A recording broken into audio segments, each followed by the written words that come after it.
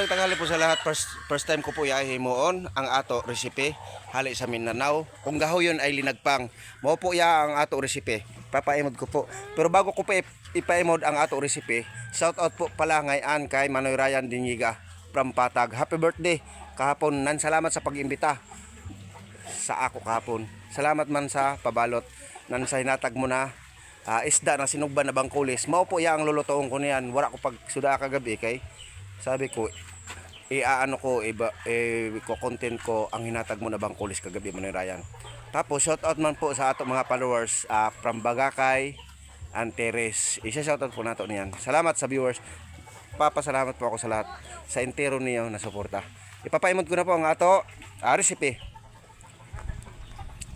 Maya,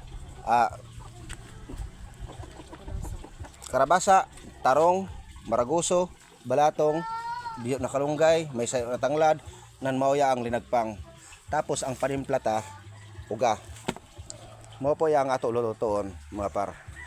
Ayaw pag-skip, kay bugtian ko yun ng udoy mo. Mag-imod kasi mayad. Ato na ihalo ang ato mga ano par.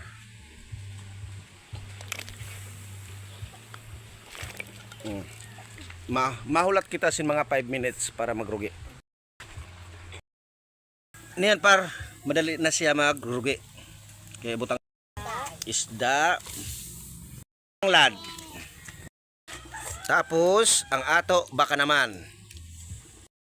Mauya ang linagpang samo, malin masiramo siya imo doon. Wow, sinabawan gulay.